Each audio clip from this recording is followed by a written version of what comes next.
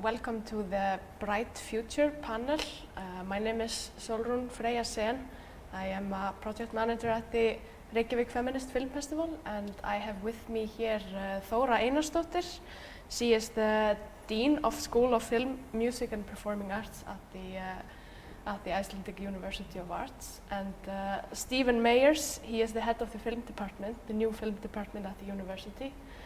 And then we have Guðrún Elsa Bragadóttir, and she is a teacher at the University of Iceland in the film department.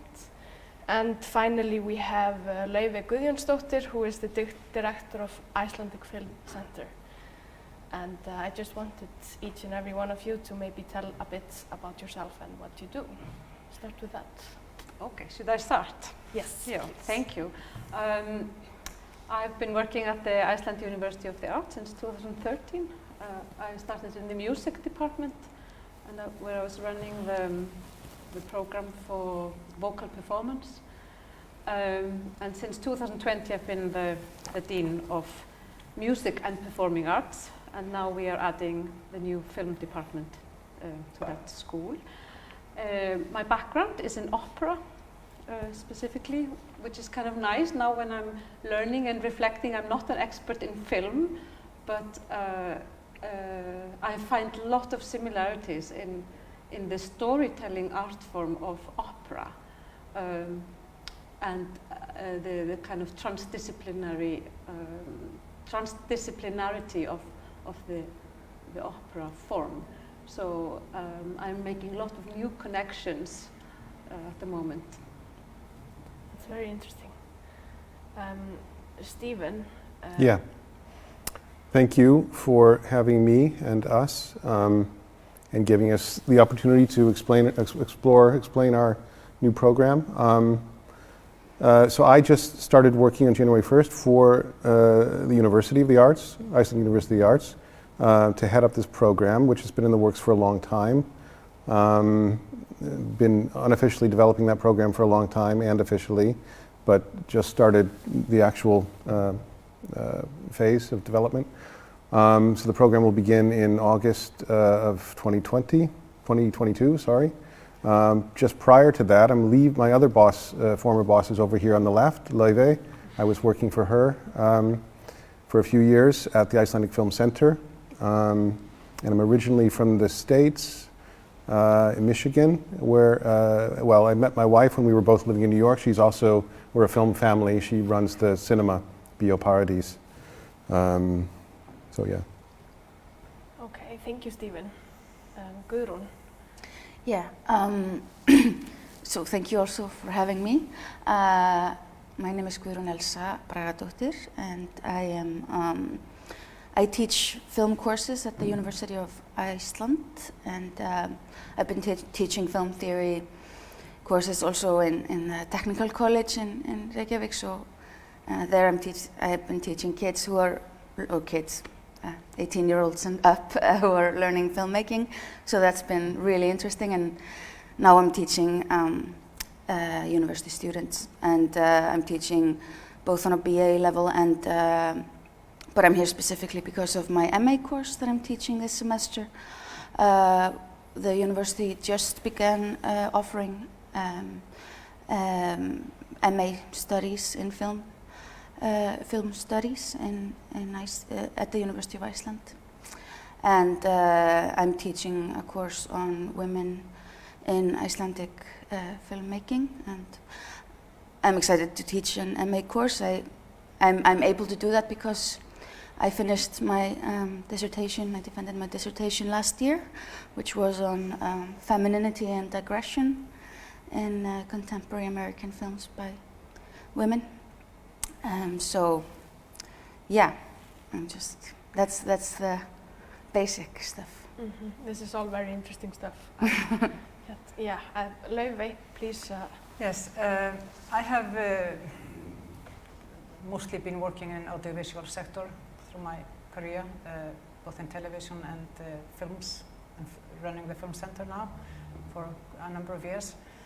The Icelandic Film Center is a public institute. It's the only official body in Iceland to support Icelandic filmmakers and also to support Icelandic film culture. So we give support to film festivals and seminars for professionals and so on. And then we also promote films abroad and Icelandic filmmakers abroad, and try to strengthen the collaboration between Icelanders and international filmmaking scene, because as we mostly know that filmmaking, especially for a small country like Iceland, is very much based on co-productions because of financial matters mostly, and also talent. We have in our support scheme, we support professional filmmakers for both script development and production, for documentaries, TV drama, feature films and short films. Great. Yeah. Yeah. I mean, I'm very excited to talk to all of you actually, and can't wait. But we will begin with Thora and Stephen maybe. Mm-hmm. So this is very exciting. There's a new film program. It's been talked about for years. Mm-hmm. Why isn't there a film program at the university level in Iceland with like booming film industry, and people are so interested to learn and want to work in this industry. So yeah, maybe I just want to ask, like, okay, so what is the focus going to be mainly in the studies? What do you expect the students to gain from the program? Well, we're just now, I think, I don't know if it's online yet, but we have new language on the website. If it's not there now, it will be very soon, which provides the description of the program for the first time in sort of rough terms. I mean, we're still defining a lot of things as we move forward, but basically it's going to be for around 12 students per year, or at least in a class, and we'll see how many classes, whether we take a class every year or every other year or not. And it's going to be focused on visual storytelling, sort of film as a narrative language.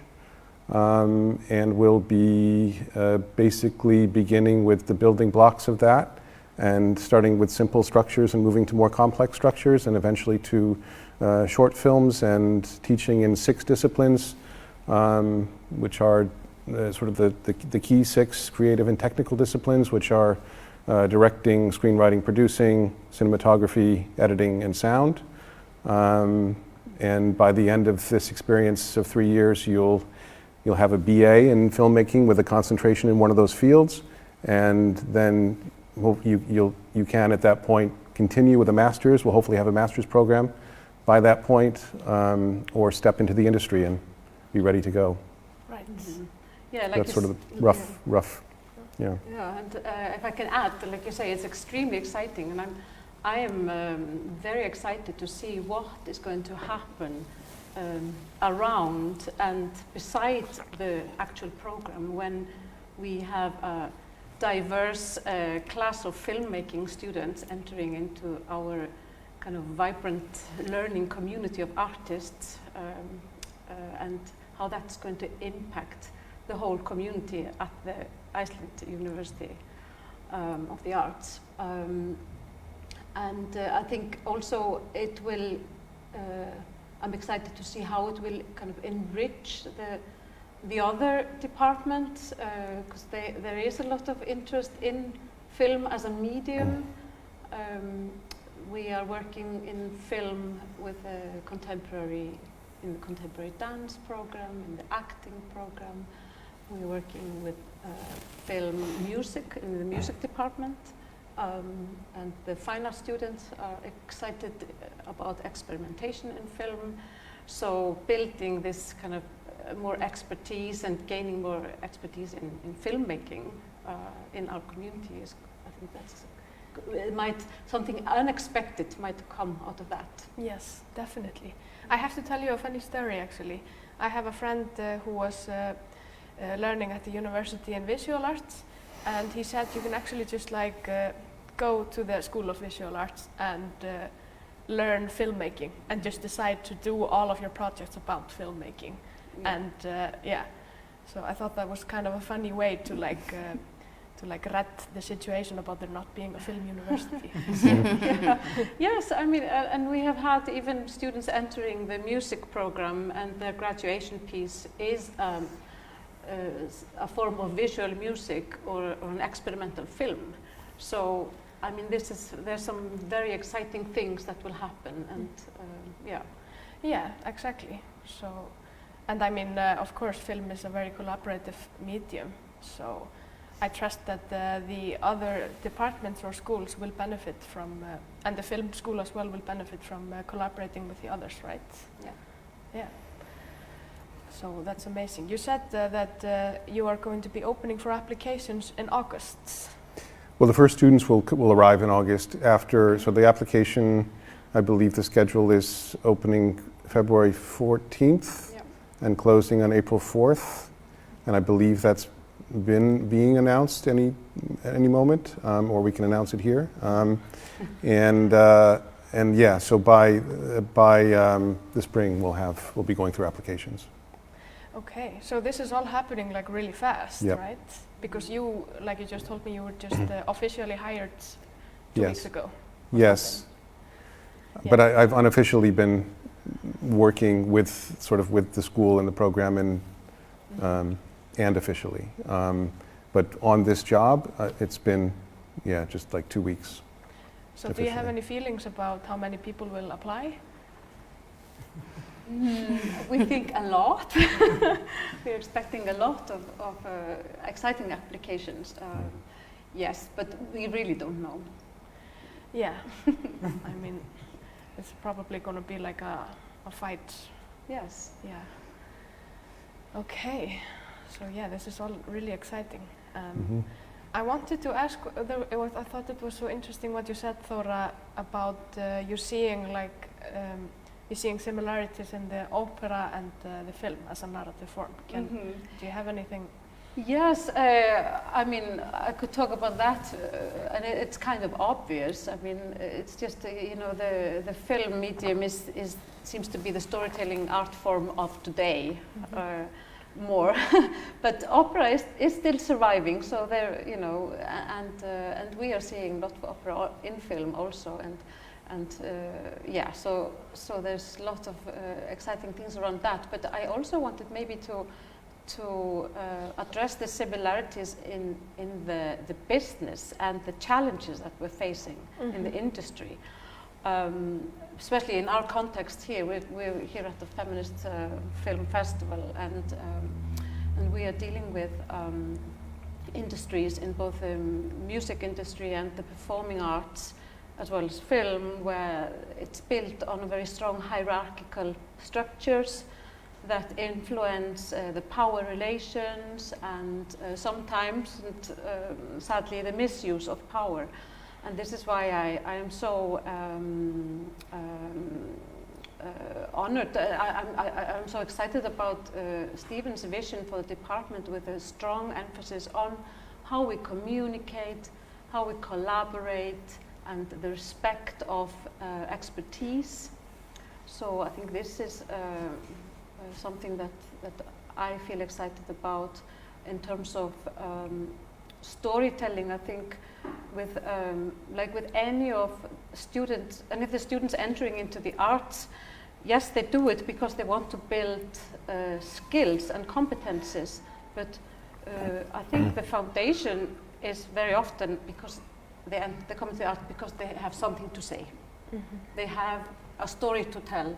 They want to say something, express something. And sometimes this medium can be film, it can be music, it can be anything. And I think this is what is exciting about being, having this department in a big university that embraces so many different disciplines.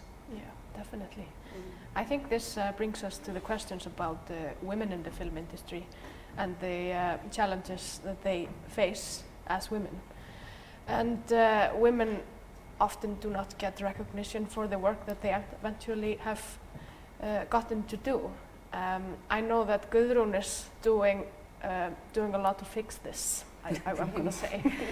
Well, I don't know how much one person can do to fix it, but at least I want to look at the problem and research it. And you know, the reason I wanted to teach a course on women in the Icelandic film industry is I'm hoping that this panel is called Bright Future. I guess my students are that bright future, so I'm hoping that out of that will come new researchers, new writers on film, new people that will be interested in exploring that subject further, because that's not something that one person can take on. And that's what surprised me, I guess, when I began researching women in the Icelandic film industry, was that just there was almost nothing that had been done before. I was contacted by Susan Liddy, who was editing a book called Women in the International Film Industry. And she was getting representatives from different countries to write for the book. And I just said yes. It sounded so interesting. But then when I started to look at, where can I find the statistics, where can I find all the, just the basic information about women in the industry, I found that, oops, there wasn't much there.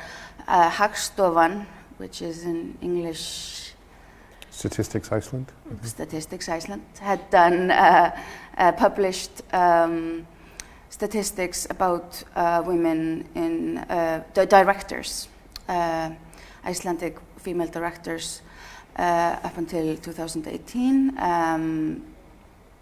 The Film Center had some statistical information about women's applications and how likely it is that they will get funding, but that was basically what I had, and then there was a lot more to do. And that's just some groundwork that needed to be done, but we also have to explore so many other aspects of women in filmmaking. And there are so many interesting questions that I think, probably my students are quite overwhelmed just by, how much I want to do in this course, because I want to answer questions like, what does it mean to explore films by directors or filmmakers who might not have that many things in common except like being female maybe, or designated female in society. That's just one question. Is there something different about films that women have great creative input into? Do they have the same male gaze as others? Is this question becoming uninteresting now that gender is becoming a bit boring as a very defining concept? Where do queer filmmakers fit into this? All these different questions, and then also just exploring the history of women making film in Iceland. But I'm also interested in, and this is something, we finally have this department that you've been introducing, and now we finally have an MA program at the University of Iceland as well, which, it's funny, I did the same thing as your friend a little bit. I took my MA from the University of Iceland is from comparative literature, but I only wrote about films, and also I did that also with my BA thesis, but that was because there wasn't a degree, and a degree in the field you're interested in is extremely important. For example, if you want to go and get your PhD in a different country, they get hundreds and hundreds of applications. They see, this person has a degree from a film department, this one from a literature department, or something else. Even though that person has been focusing on filmmaking or film studies, that application might not even be read because of how many people are applying. So all these different things matter. So I just want to say, yeah, people can cheat the system a little bit sometimes and explore what they're interested in. But the name of the degree actually does matter. I've forgotten the first question, but I think I've said, yeah.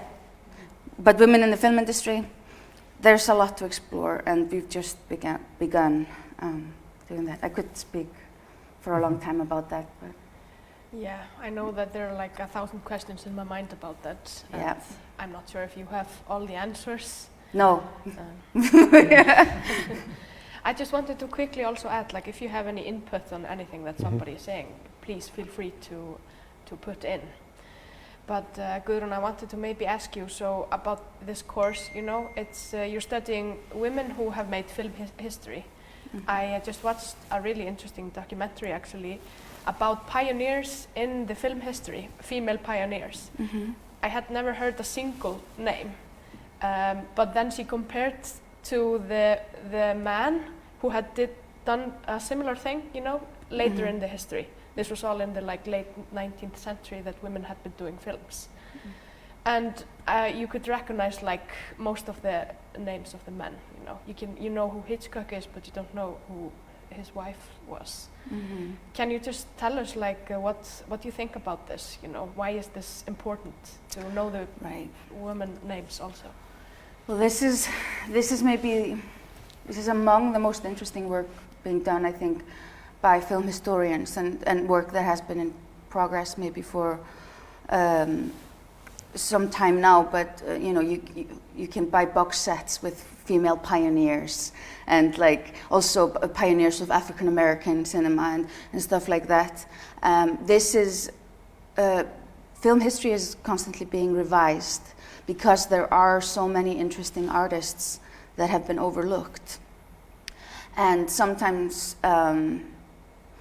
And obviously film departments and people teaching film history, film theory need to also revise their syllabi accordingly and include as many works of art that women are, I don't want to say just by female directors, because, you know, the reason why Gentlemen Prefer Blondes is such an amazing film, best Marilyn Monroe film ever made, I think is because it's based on the novel by Anita Loos, who people don't know, but was a really, really cool, badass woman whose book was published in the same year as The Great Gatsby and sold much more copies than The Great Gatsby. But people don't read Gentlemen Prefer Blondes in literature departments or in high school or something, but they do read The Great Gatsby, so why not? So I think the key to how amazing that film is the book. It's based on the humor and the sarcasm. It's a very feminist film, which not all of Marilyn Monroe's films are, or or Howard Hawks' films are. So it's just. Yeah, so it's a complicated thing looking back at the film industry, because it's a bigger or more complicated thing than maybe I realized at the beginning when I just started thinking about that question many years ago. So I think for me, I think what I want to continue doing is not just look at the directors, but what women are working. Like Hitchcock's wife or something, people that who's doing the editing, who's doing the screenwriting, and so on and so forth. So I think, yeah. I think this is a very interesting point, because exactly. The problem isn't necessarily that women like don't get recognition for their work in their time, but then they are overlooked in history. So. Yeah, and I think I was made me think also when you talk about revising the curriculum, you know, how exciting it is to be building curriculum from scratch, and you know the responsibility that we have to get that right from the start. Obviously, we have been in the performing arts, for example, focusing on revising and reflecting on the material that we use and the whole curriculum with view to gender balance and diversity. So this is one of why it's so exciting to be having this discussion here. Exactly. Yeah. I know that you have been doing a lot of work in there, in the theatre department and elsewhere in the university. Yeah. But what about you, Laufey, in the Icelandic Film Center? I mean, I know that you have been. I know that the Icelandic Film Center has been focusing more on women applicants. Yeah, we have, as you say, I mean, we try to collect as much data as we can. Applications do not come from like film costume people. It's the applications we receive are from directors, screenwriters, and producers. So we try to, align with the most international data. We try to show that as clearly as possible. But then we have actually on our film database all the information about key artists in each department. I think that most of the information is there, and I think also just for your information, that the film archive has also, I think, all the credit lists. Yeah, we have to go through those. Yeah, it takes time, but you're pioneers in the research. That's what the students must do. Yes. I don't mean you personally, but at the university. But I think it's very exciting, and it's really good. I'm sure it's very good also for the gender equality that we have another addition to education, film education, because no one is born a filmmaker. Just like with any arts, you have to develop, you have to find your voice, you have to have the opportunity to try it. You have to, you have to prepare before you become a professional. Thora. Yes. So I think it's really important to have more education, and luckily it's very clearly addressed in the new film policy. Not only the university level, but also teaching children film literacy, which of course helps them also in general media literacy, which is the key to all modern information. So I think it's we're already starting. We'll probably do a test program with one community here in Iceland that has quite an advanced policy on literacy in general. So we'll probably start that very soon. We are fortunate, because we are so behind our neighboring countries, we can benefit a lot from their experiences. So I hope that we will have a rather good base quickly, but of course it takes time, and people have to be motivated, and which I'm sure they are, because films in general is very popular. But I also think with the educational structure, we have more of a tool to select students, reach out. I mean, you have like at the university level, you have a very advanced methods in advancing girls at the secondary school level, for example, for the engineer, or the typical male educational lines. So I think we just have to do it as quickly as we can, because also we see that crews develop in schools. Yeah.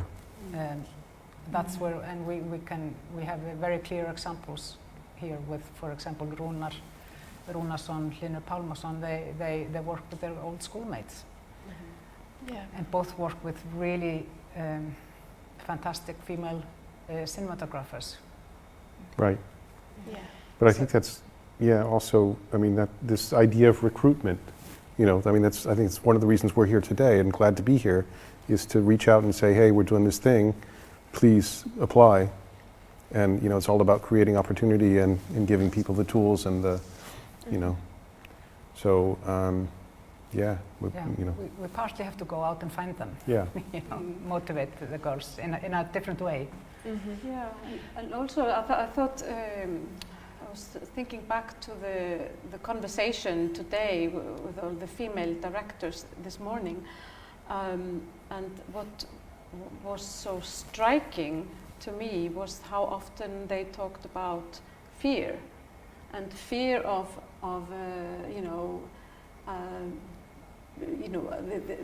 being allowed to do what they want to do, and this kind of not feeling entitled to a career as filmmakers, and that ties up with how we educate and how and our emphasis on student-centered learning, and how how we teach and how we want to empower students through the education. And so I think this is one of the exciting things about building a new program, and to reflect on how we are doing this.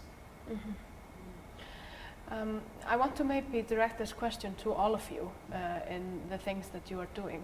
Like, do you have a set in stone plan to invite students of diverse backgrounds and women, or like people of diverse backgrounds and female filmmakers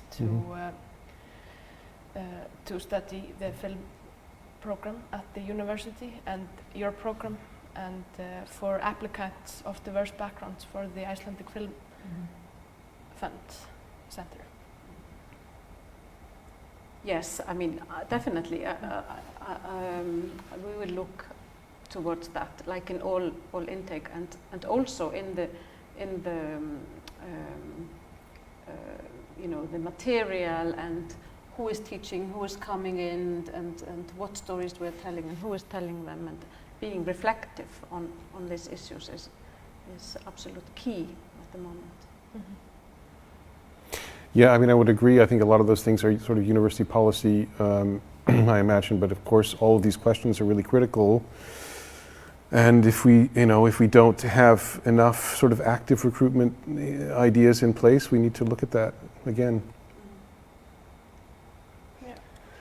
Yeah, at the University of Iceland it's a bit different in the sense that we have room to accept the students who are interested in, it's not as limited, like you have maybe 12 students every year or every other year, and the university, we basically accept those who fulfill the requirements. So there has been some recruitment in the high school, college level schools like menntaskólarnir.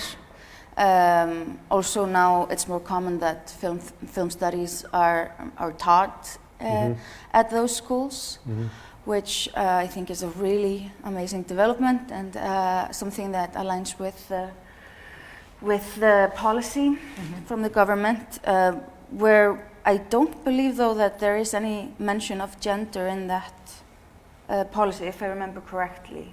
Yes, it is, but in a general. In a very general, it was not like a very central thing, and I think I absolutely agree with all of you about trying to get girls into filmmaking earlier, just because based on research, girls are. They have the mindset that if you are good at something, you really have to work for it, and boys seem to have a mindset that, and that's both a benefit and maybe not so good at other situations, that either you're great at it and you can do it and you're kind of born with it, or you're not.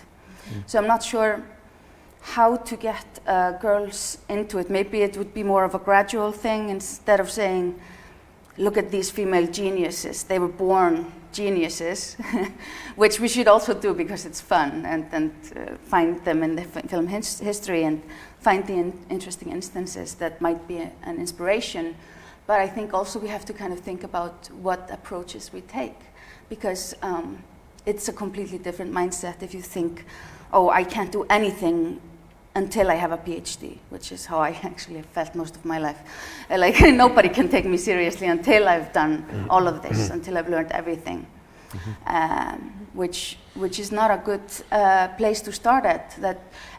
But it does explain why so many women begin making films later in life.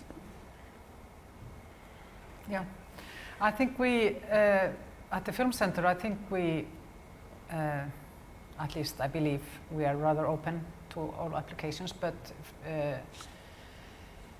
and I don't think we have punished older newcomers, or it's been quite accessible, I think, in that sense.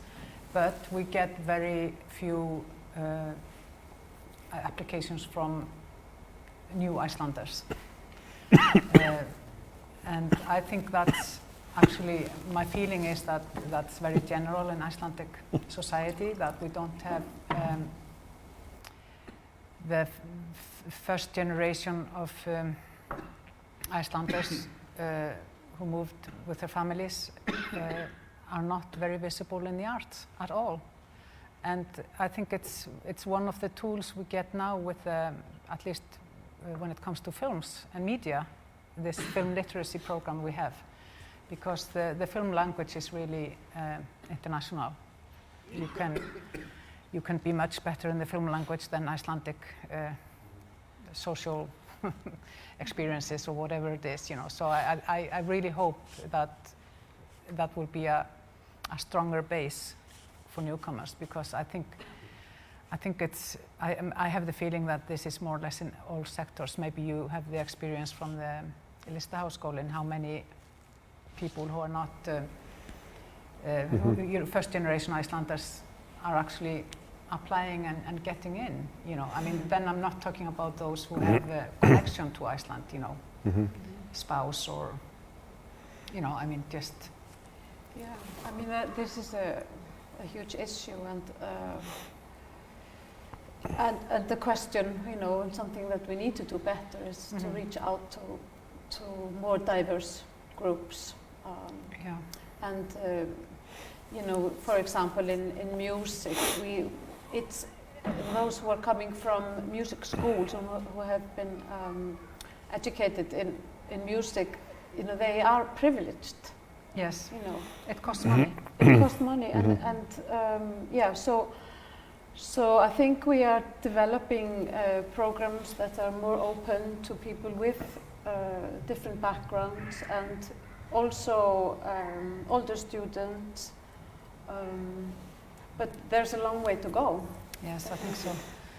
Maybe a good research project to look at, where do they fall off, where do we kind of lose them, so that they don't go to music schools or whatever, where do they, how can we strengthen the environment for them?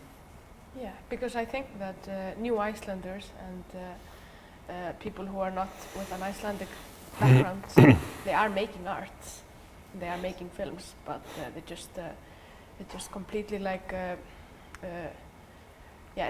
we don't know where they are in the funds and in the cinemas. Yes, I have a question. You can hear me. Okay, so I was wondering if you have seen any changes, maybe Laufey especially, during the COVID times with applications. Is it more women?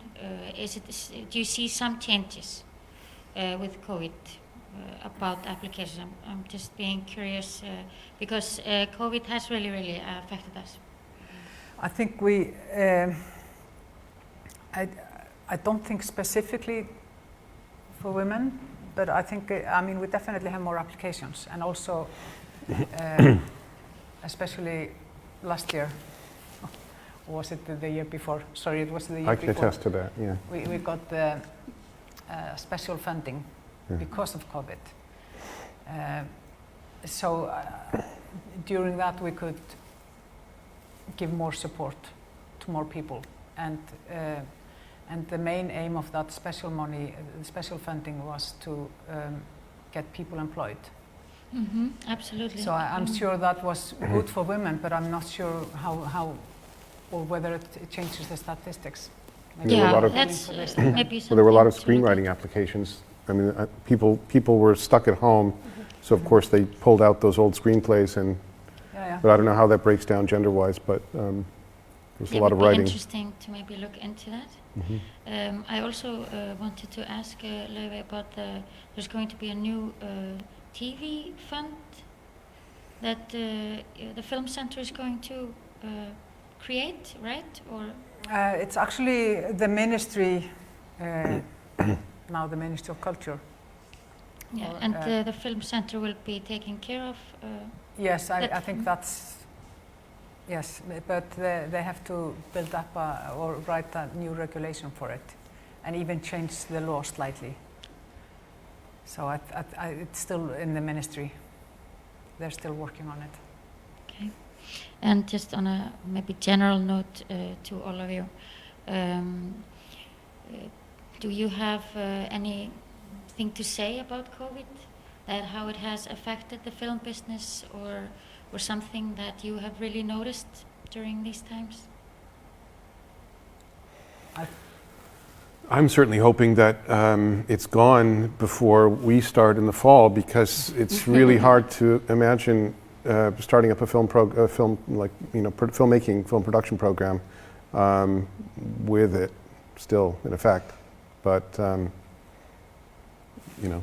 Yeah, I don't know particularly about the film business, but of course I'm very familiar with the music and performing arts, and it has obviously affected those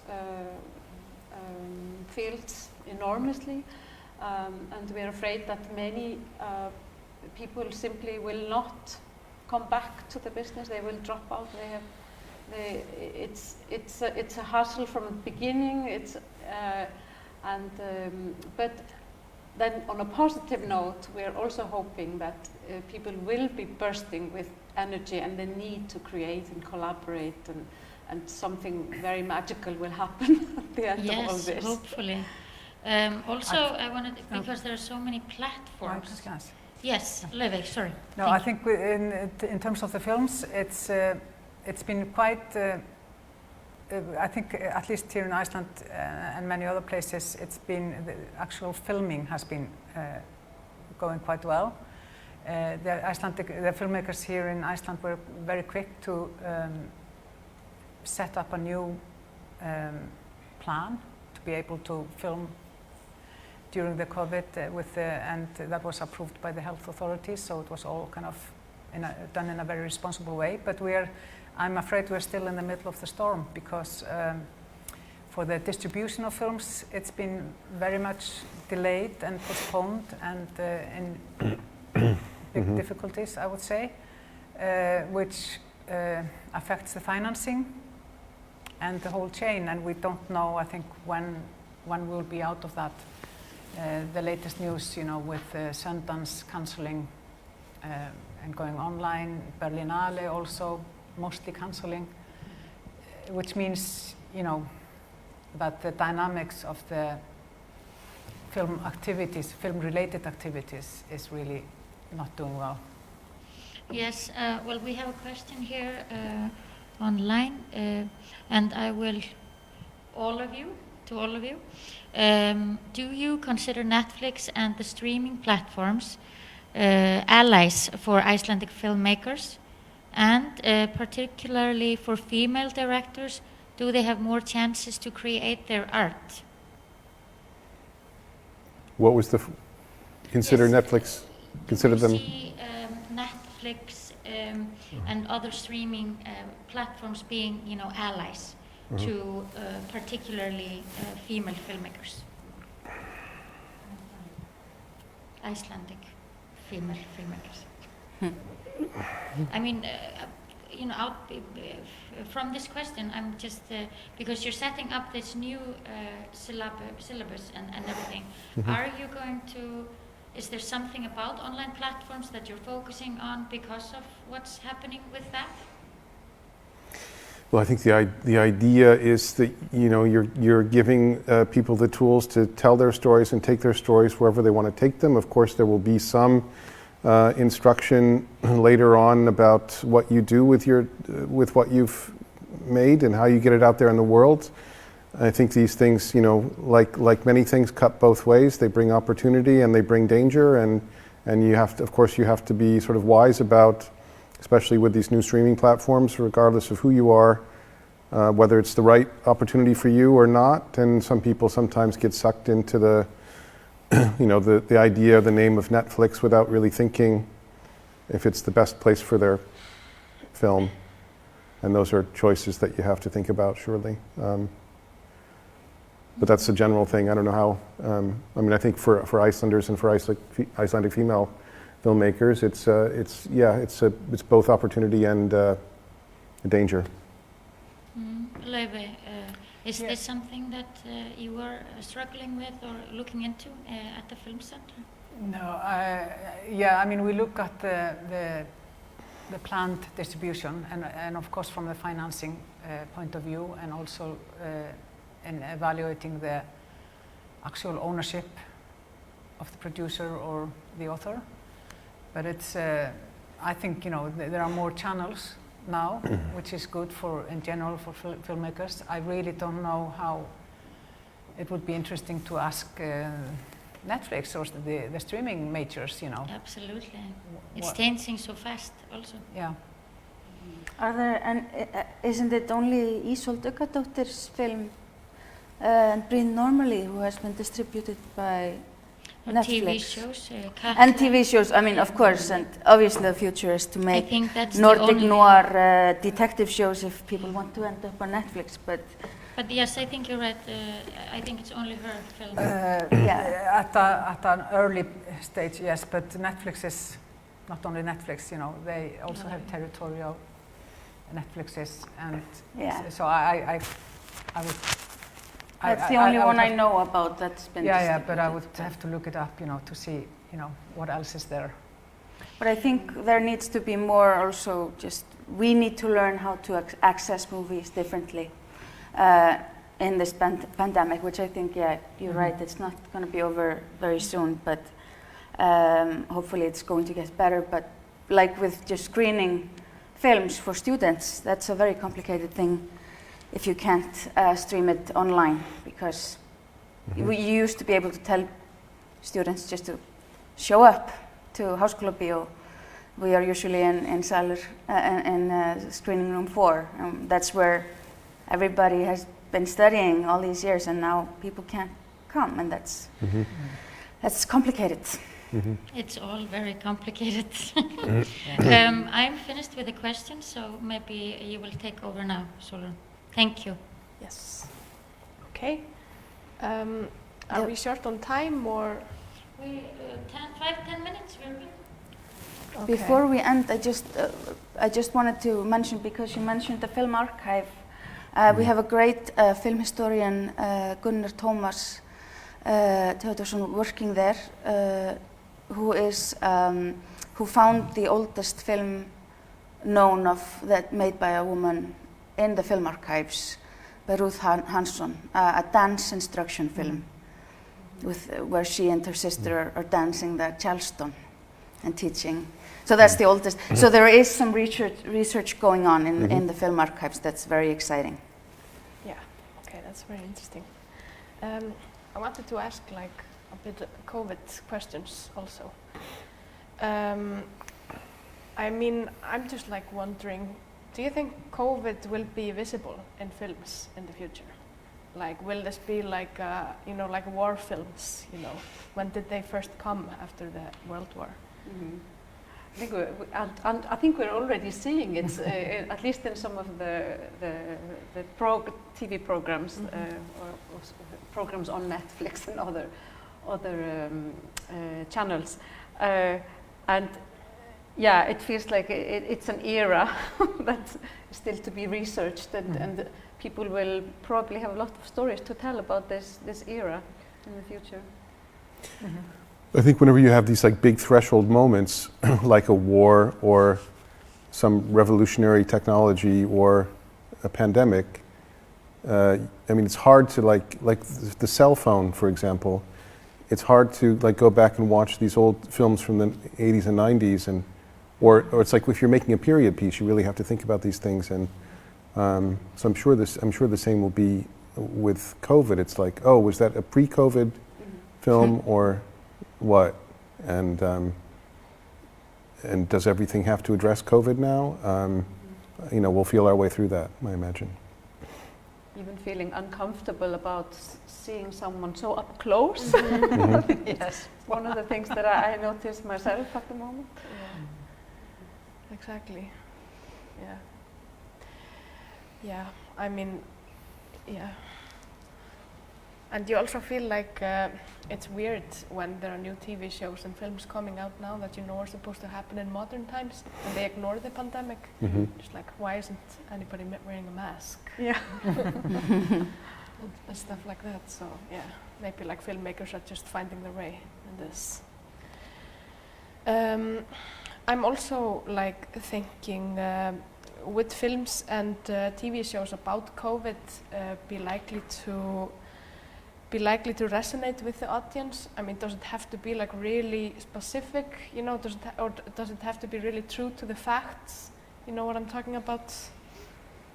If you see what I mean.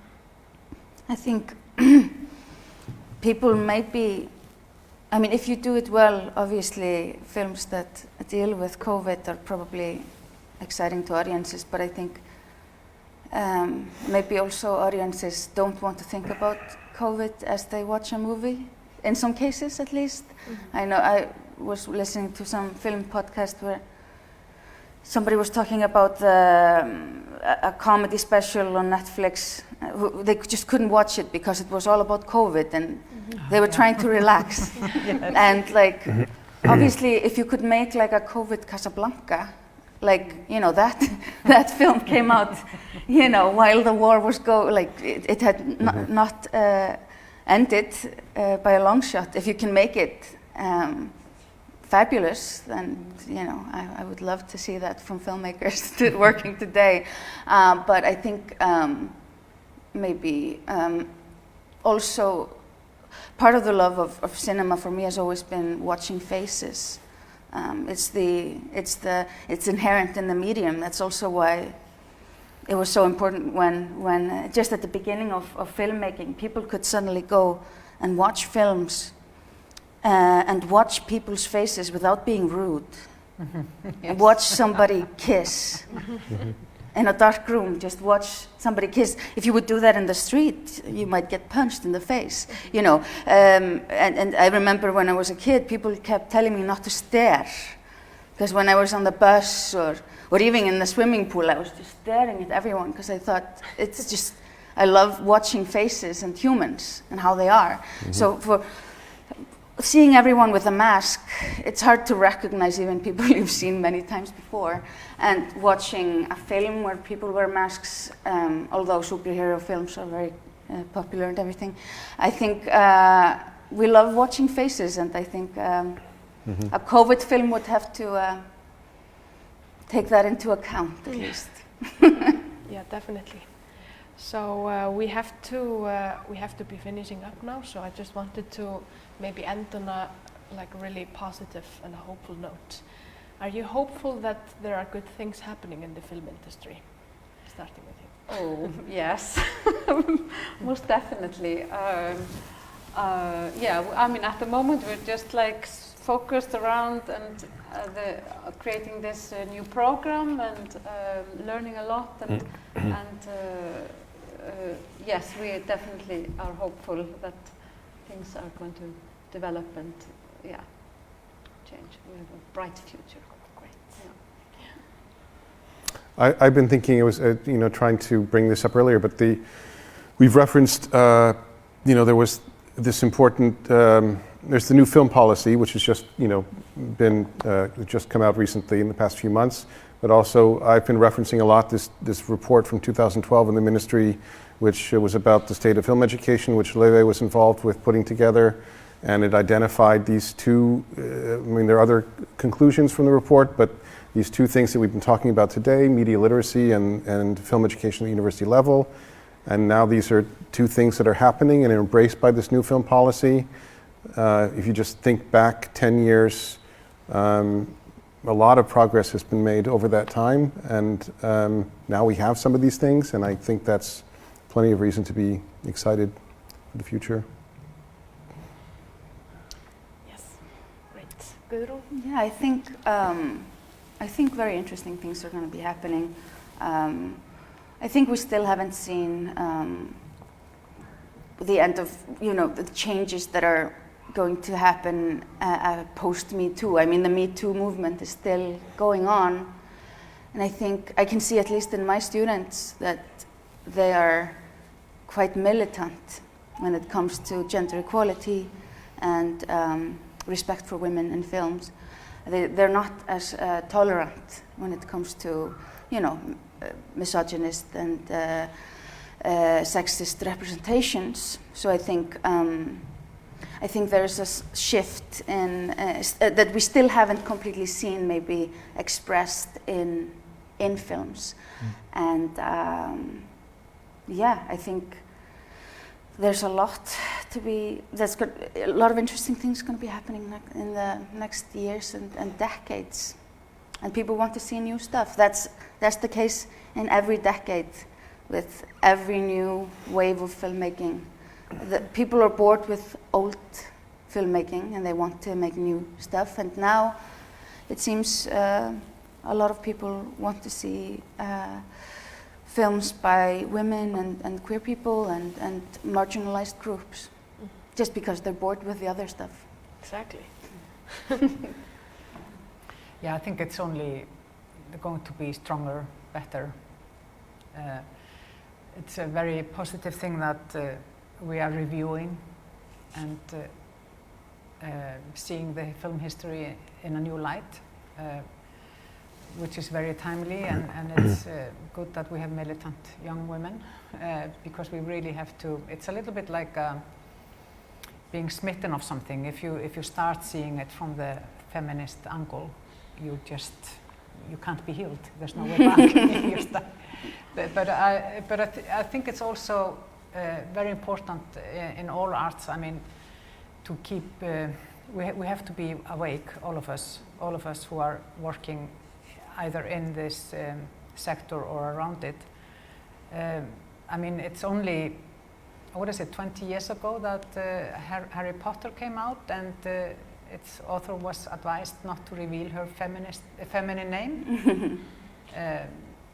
And she's, I mean, it's not old news. It's a very modern problem still. So we have to be very much awake, and we also have to be talking to women here. We have to be supportive of each other. I think, in promoting and praising films by women, Yes. which has been a little bit lacking sometimes, I must say. I want to say, though, that the militant students, feminist militant students, are not only women, fortunately. They're also young men and queer. A lot of healthy young men. Yes, as well. we're not getting rid of anyone. Okay, that's good. So yeah, just thank you all so very much for coming. Thank you. This has been a great talk. And Thank yeah. you. Thank you very much for inviting us.